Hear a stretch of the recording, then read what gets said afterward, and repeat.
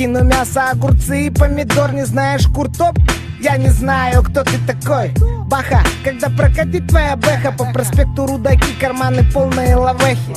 И мы внутри компакт на деке. На этом треке, пацаны, салам алейкум. Пацаны, салам алейкум. Валейкум салам. Салам пополам. Какие дела, а? Хамадилай, Тенджей, Шеринат. Мы уже у вас бывали, когда приедешь к нам. Пацаны, салам алейкум. Валейкум салам. Салам пополам. Какие дела, а? Хамадилай, Тенджей, Шеринат. Мы уже у вас бывали, когда приедешь к нам. Темная ночь, уснул Степашка, город. Today I'll be interviewing a masterful mover, great dancer, and Tara Pandeya. And I think that you'll all enjoy this interview, and she has so much to share with you. So Tara, how are you today? I'm doing very well, thank you. Happy to be here. Oh, thank you. It's our pleasure. How did you get on this magnificent journey as a dancer, what I would describe as a masterful mover? Oh, thank you. Yeah, I think I am I don't think I am a second generation dancer. So my mother was dancing with me up until she was about 6 months pregnant. So people always say, when you started, I said, I don't know. Should I say from inside my mother's womb, or should I say when I was actually learning codified movements when I was 3 or 4? But I think I've always been in movement. I've been a very much moving person. I mean, we're all moving people. I think as children, we all move naturally. And then we're taught to, to be, grow up and be an adult and sit straight and don't move. And it's really sad because we have to appreciate our healthy bodies, and we should normalize taking care of our bodies, normalize moving. Movement is life. To be a moving person in this world is a totally normal thing and a healthy thing. But yeah, even in school, I remember getting little pink slips. Tara's moving her feet too much under the table. I'd be tap dancing. I was taking tap dance classes when I was, I think, 6 or 7. She's doing all these tap dance movements under the chair. She needs to, stay still. Something with that energy. Yeah. And so, putting me in dance classes was the way to get all of that extra energy out, which has been such a positive grounding force for discipline and release, and on both sides of the fence, between kind of discipline but also full abandonment in both ways. Yeah, so I think I started, from inception, but at the same time, I never wanted to be a dancer. Yeah. Wow, you are so great at it. So I think a lot of people will want to know this. What are the origins of your dance? The origins. The style that I do is from Central Asia. And well, maybe I'll just repeat what we had privately talked about, was that, I worked also a lot for 10 years in the public school district teaching dance, geography explored through dance. And the region of the styles that I have learned and dedicated for the last 15 years is a region called Central Asia. So it's on the old Silk Road, and it's an area where it was part of the former Soviet Union. So Tajikistan, Uzbekistan, Afghanistan, those regions. But as Americans, we're not great with geography. So actually I would create programs where people could visualize, okay, I wouldn't tell them where we're going. I said, we're going to a place, it's very hot, it's in the desert, we're going to start moving, we're going to see what that movement feels like. So the origins of these dances, they're very ancient and traditional, but they also have, in accompaniment to the folk style, they have a classical form. So we have this kind of hierarchical classicism that exists in our world, that the European Western Hemisphere, we think when we say we're classically trained, it can only mean that we are ballet trained or classical means, you know, for the symphony or opera from the Western tradition. But there are classical forms that exist and that are just as ancient and just as technically rigorous, with as much codification and the same, you know, years and years of training that are required, that were also patronized in the courts, in the Eastern courts of Central Asia. So ballet was patronized by King Louis in the court of France, and these forms were patronized by the emirs in the courts of Central Asia. So yeah, I've trained in these forms about 15 years.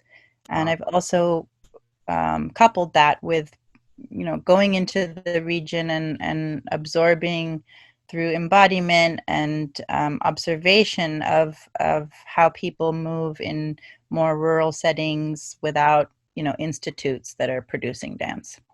Wonderful. That's amazing. That's amazing. Was it an instant decision to aim to be an elite dancer, or was it somewhat of a gradual awakening? Yeah, that's a very good question. I think it was a gradual awakening, as you put it so well. So my mother is a dancer. She's more of a dance teacher now, but she still dances. And I didn't want to, you know, dance was always my outlet and my way of expressing myself. I think that it's a travesty when young people, we have so many external pollutants in our world. And if we're not giving the tools and resources to our young people to explore the internal world, that's kind of one of the greatest travesties, that we cannot be providing that outlet for internal creation and creativity and, you know, letting that inner world grow. So that was had a very positive impact on me to have that outlet. But at the same time, I was angry at dance because it represented instability. Oh. My mother is a white woman who's German American, and she did classical Indian dance. And my German American grandfather, who was an immigrant here and worked very hard to create a life for his family, was very upset that his daughter was doing some weird kind of foreign Indian dead ancient temple dance. He didn't understand it at all. He wanted her to be a dental assistant, something stable. Age-old struggle. Yeah, exactly. Yeah, and so it was just not, it was so not her. So she went to Berkeley, which is, you know, one of the best universities we have in the United States, and she did Sanskrit studies, which is, you know, an ancient dead Indian language, and she continued her pursuit of, she's done 50 years in Bharatanatyam, which is the classical South Indian style that she practices. But he refused to see her perform in his lifetime, just because he loved her, but he said, I'm not going to attend your performance because that will show that I approve of your choice to have a career in the arts. He did watch me perform as a little girl, because that was a hobby, right? That wasn't, he wasn't alive to see me grow up, but he was always very proud of me dancing as a hobby. Uh-huh. And so for me, and my mom was a single mom, and we moved about 12 or 13 times until I went, the first day I went to high school was the first time we stopped moving. So it was about 13 times moving, just because she was a single parent and had an arts career and was juggling other jobs. So it represented for me a life of instability, and it represented also being weird or different or other, which when you're growing up, you don't want some mom that does Indian temple dancing when you're, in elementary school. So those were all things that, like you said, it was a gradual awakening, most certainly, to come to accept that, and to also the two pieces of me as I'm mixed heritage, East and West, half Indian, half German American, to accept those pieces. Growing up in Marin County, I was one of the only brown people in my graduating class, in most of my schooling. So yeah, I didn't want to be the weird person with the dancer mom that was brown. And it took time, but I came around to it. I met a woman on the Afghan Tajik border. I was doing field research, assisting with an anthropologist on a project about dance. I said, oh, I'll just do dance as a hobby, so I'll assist with this. But I met this woman and I danced in a few of her classes, and she looked me in the eye. She was in her 60s, late 60s, and someone translated, she said, "You are spitting in God's face if you don't dance. He has given you a gift, and if you don't receive and accept the gift, you are spitting in his face." Wow. Okay. Okay. So it took, really, I think that was a sharp turning point. I always danced my entire life, but I resisted accepting it as a vocational career path, because I said, I did my undergrad and I'm going to do political science with translation. I'm going to be a translator. I'm going to do something straight-laced, something that's somewhat creative but stable. Right. And I eventually just have surrendered completely to dance and surrendered to what the universe has been, I guess, telling me all along. Well, I'm glad that you did, because you're amazing to watch. As artists, we usually have a person or an event that ignites our flames of creativity, but it's not necessarily the same inspiration that keeps us going. So who or what keeps your creative flame ablaze?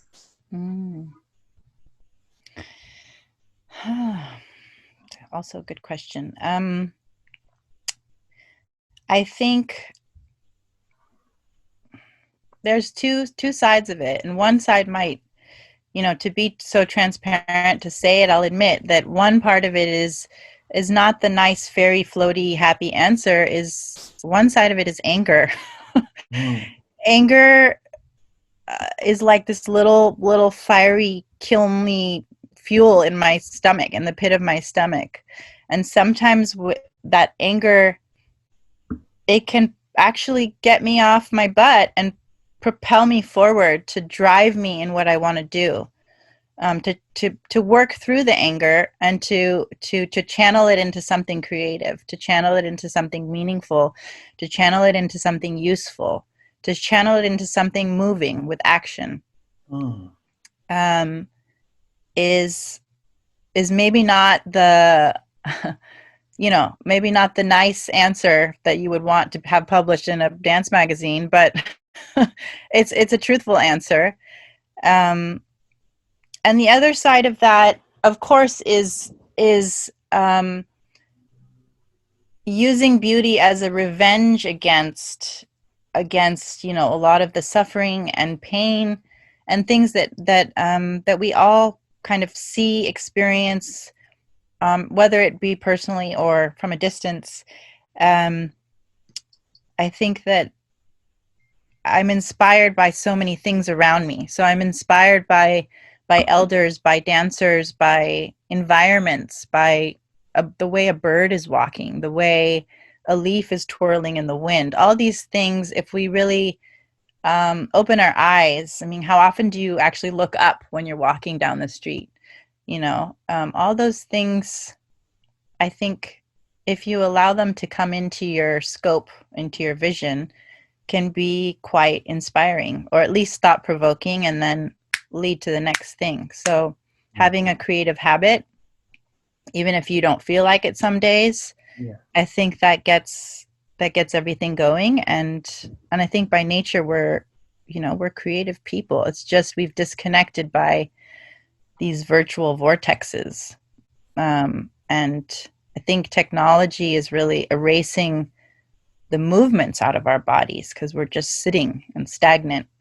So for me, it's like this time in the pandemic, it's, I feel like dancers, we're moving people, performers. We've been preparing for this our whole lives. We know what to do when we're not feeling well. We have to move, Yeah. And I think, and also, I mean, I think maybe you can relate to this, is that, maybe for someone who has a 9-to-5 office job, it's like, oh my gosh, we're not having a routine and we don't know where the next thing is coming from. And we don't know the uncertainty of living on the precipice of when the next where the next thing will come, you know. But for us as artists, I think this is something that's just business as usual, you know. But at the same time, growth never happens on a stable path, you know. The growth happens when it's hard, or when maybe it's not hard, but at least when there's, you know, you don't know where the next step is. Absolutely. Thank you for that. As an international performing artist, is your dance ever influenced by the culture and the people of a particular place in which you're performing? Absolutely. I think each dance, especially, I'm more of a, you know, I work with people in socially oriented contexts, as well as for the stage, so stage performances. And I think each performance, if you really want to connect with people, it has to be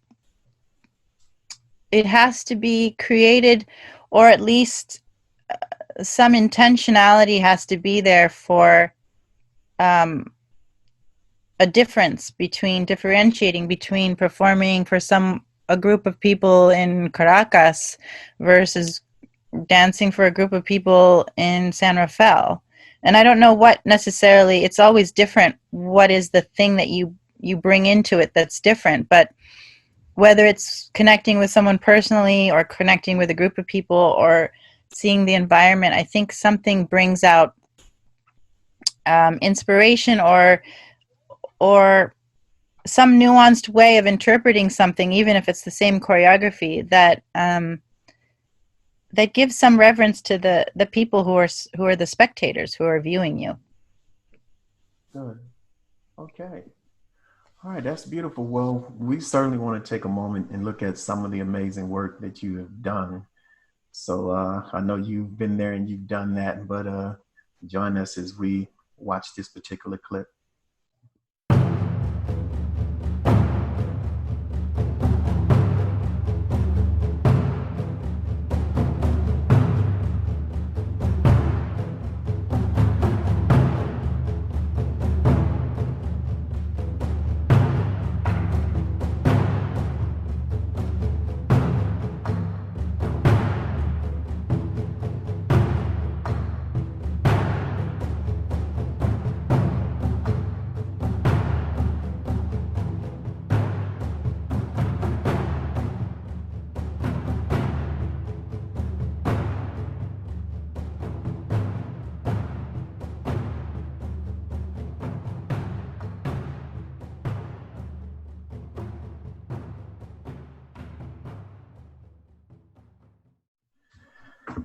Tara, you're absolutely amazing. I think that anyone who watches your work would agree with that. It's been said that travel is fatal to bigotry and narrow-mindedness. And so I assume that a person such as yourself, who's so well-traveled, you are so enlightened in many ways about many different people.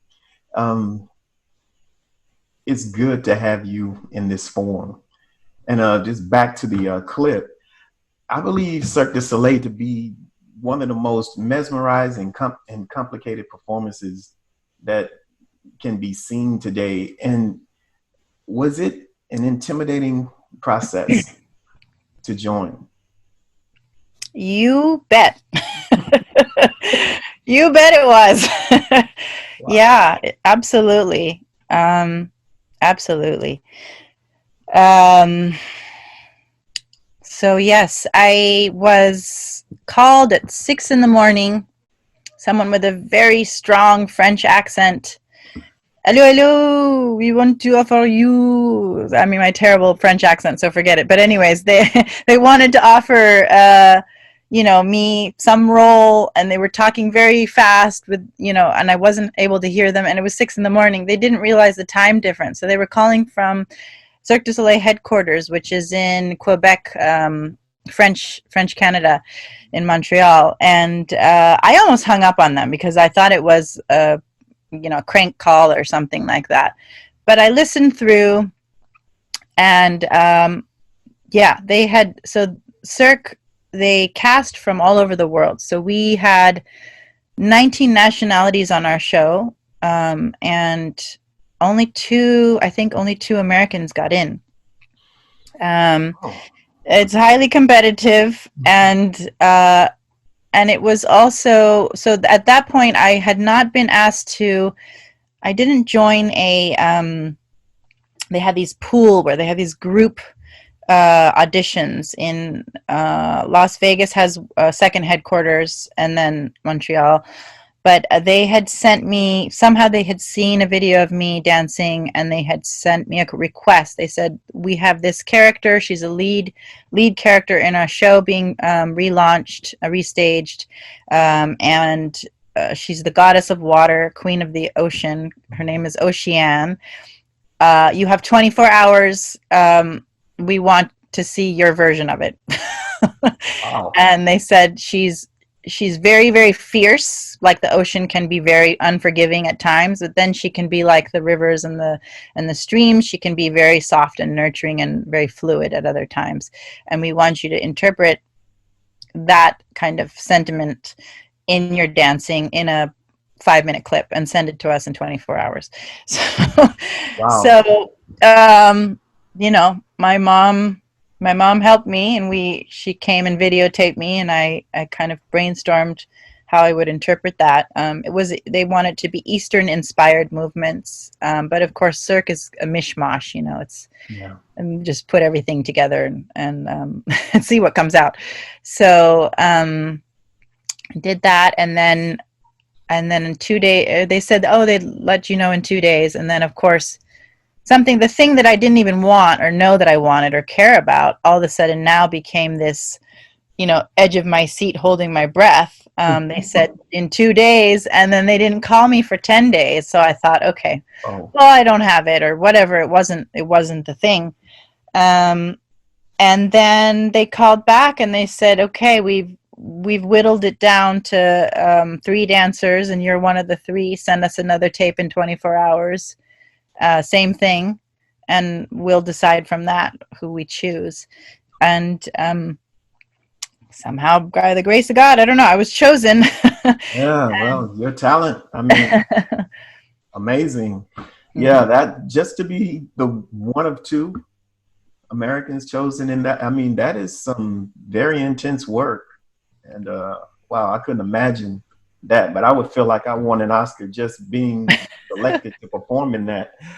And sorry, I'll just say, just to say that the after effect, sorry to interrupt you, just the after effect I felt like I won something, but then when I got to Montreal, it was the complete, you know, inflation and then deflated.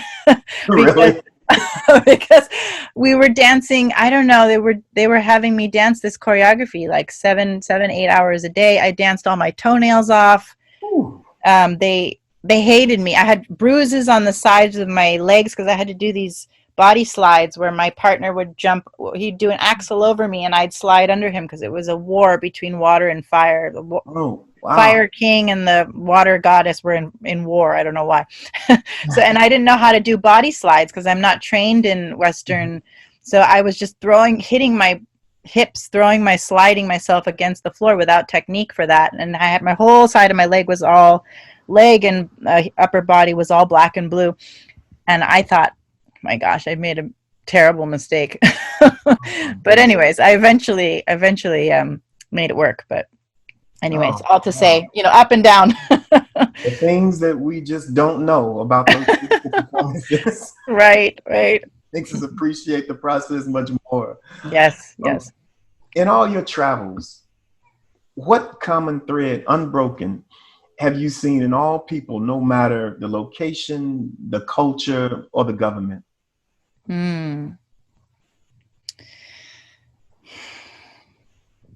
I think, especially right now, this time of the pandemic, you know, we say that the arts are non-essential items to society.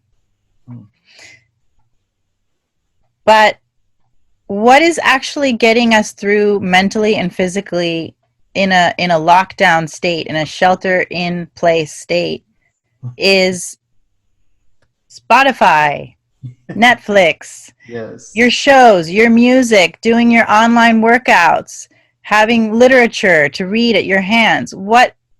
So you're telling me that the arts are non-essential, and yet, the health of a functioning society depends on the arts.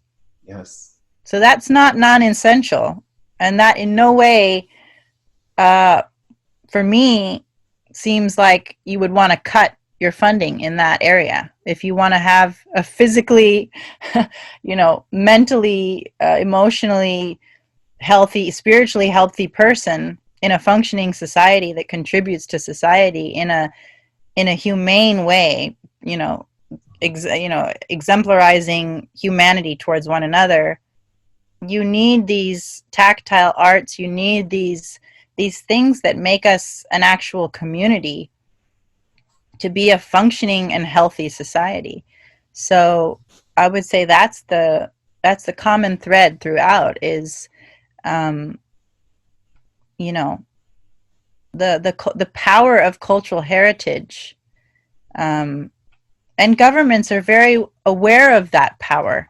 They will use it to subvert, to unify, or to completely subvert minority cultures or peoples, marginalized peoples. It's a powerful tool, and it's been used in many cases with the Native Americans. With in Cambodia, there was a massive genocide that happened. They killed off all of the classical dancers because they wanted to eradicate the remnants of that culture. So, people are very aware, and governments are very aware of the power of a cultural heritage, and it's a vital part. It's a vital barometer to testing the health of a society. Is that. Yes. Agreed. Agreed. Agreed. I think there are so many examples around the world whereby tyrannical governments have often targeted the artists first, the poets, the writers. So I mean, it can be that unifying thing, and it can be used to destroy, in the way that it gets misused. I mean, I think about what was it, the Birth of a Nation. That artistic contribution, if you want to call it that. Look what it did. So there's a lot to be said for how we utilize it. And yes, we couldn't get through this without the arts right now. So I agree with you completely. What advice can you offer to youth interested in entering the world of dance professionally? And what advice can we all take about the importance of dance?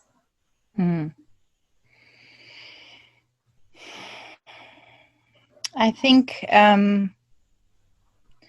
the arts, dance, they inform us of where we've come from. They tell us where we are, and they show us where we're going. Those are reflected in the arts, performing arts. Not just the performing arts, but the arts in general. And I think to be brave enough, as children, we are brave enough to try something and suck at it. Right. and have egg on our face and do it time and time again. You're not going to be perfect. You're not going to be some, ballerina or violin virtuoso at the first try. And our YouTube culture of, not learning from teachers, but learning from YouTube and saying that we've got it, is an instant coffee culture. And that's not the reality of what, the master artists that I am inspired by and can look up to, what steps they've created brick by brick to create that level of mastery or kind of embodied performance that can be so inspiring and moving. And I think you don't have to do it all at once, but to be brave enough to try, and to be okay with with maybe not being good at it for a week or a month or a year or a few years, but sticking to it. If you're really passionate about it, passion isn't a thing, it's energy. So it's that energy that makes you feel good. Like being around toxic people, you can feel it, whatever it is in your body, you can feel it in the back of your neck or your stomach, wherever it is that you feel it. It doesn't feel good. So pull away from that, negative force, and go to the thing that brings you energy, gives you energy. Positive people, walking outside, I don't know, whatever it is that gives you a lighter feeling and brings more flow of energy to you, that's passion. So following your passion and following what energetically feels better in your body is the start. And then, but coupled with that, yeah, I'm a traditionalist and I believe in good old-fashioned hard work. So, having the discipline to stick with something, even if you're not perfect, and maybe you're not going to be ever perfect at it, but you do it because it gives you energy and it brings you joy in some way. I'm still, for the rest of my life, my grandma's almost 102, and she learned German. She went to college in Marin and started learning German at 90, and now almost 12 years later, she's almost fluent in German. Wow. She practices yoga every single day. These are things that even sometimes I feel lazy. I don't want to move. I'm a dancer, but sometimes I don't feel like moving. But when I watch her, now I'm home in lockdown with her, it's just the tiny steps of creative habit, even 10 minutes a day, something bite-sized, something manageable. To stay disciplined with it is an anchoring point that keeps the wonder, keeps the creativity, keeps the curiosity, and keeps some type of grounding in your day, that you can also feel good that, okay, I didn't go outside today or go to work today or whatever it is, but I feel I accomplished something, and I also did one thing for myself, or one thing that brought me, made my energy a little bit lighter. Yeah. I would say to young people to go wherever that place is that your energy rises, and you feel a lightness, you feel an excitement inside of you. Don't be afraid to go there and try it, and don't be afraid to not be perfect, and the discipline of keeping up with some type of a continual habit is just can be such a grounding and centering thing. For me, it's dance really saved my life. It really, it's not brought monetary, whatever reward, but it's brought something that that I'm very thankful for. That some people don't have that to tap into when they're not sure what to turn to. So I know what to turn to when I'm feeling off. I have a tool that I can hold on to, and that I can use when I'm feeling uncertain, or whatever the thing is that I need to work through. Yeah. So yeah, having that trusted lifelong companion. Yes, absolutely. Wonderful. Please tell us, what's your next artistic quest? Oh, that's a big one. I am a very curious person. My mind is always going a million miles an hour, so I have to take my own advice and take small steps, because I have these big dreams and I have these big ideas, which I completely believe that will be accomplishable. But right now it's about laying little bricks. So I have some performances coming up that were canceled, but hopefully things will get better in the next year. So I'm booking those kind of things. I have some projects working kind of with movement as a way to help with burnout with certain groups of people. I have some dance research. I just finished my master's, so I'm interested in kind of looking at how we take, we separate the body and the mind, and somehow say the body is just, not cerebral, not intelligent, and the brain is where all the intelligence is. Right. So looking at doing research about how we can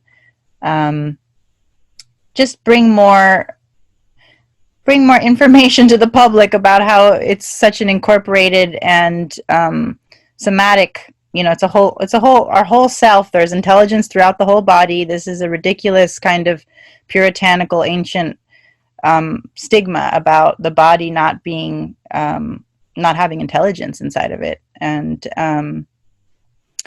so working on trying to balance kind of theoretical dance work with practice. And I'm very much a practitioner first, because I don't want to sit in an armchair and analyze dancers, but I do think to couple it with some writing work, some research, and also very much being in the doing place of doing, moving, creating, that brings me joy, and that's what I will continue to do. Oh, beautiful. All wonderful things. Well, tell us, where can we view more and support more of your work? I'm on YouTube. Tara Catherine is my YouTube handle. I'm on Instagram, Tara Pandeya Dance. And I have a dance page on Facebook. I'm always updating little projects and choreographies, and been fortunate to travel almost 35 countries up until now in my career. So this has been actually a really positive stopping point for me to rest and recoup and be with my family. So for now, I'm Bay Area based, but I might be in a city near some of you at some point. Yeah. All right. Well, Tara, we thank you so much for your time. We thank you so much for your talent. And I am really looking forward to seeing you perform again. And thank you for everything that you share. The illustrious, the talented, the amazing Tara Pandeya. Thank you. Thank you so much. Thank you. Thank you for having me. Pleasure. های پودینای این باغ گرفت میوهی ته های رو جان بیم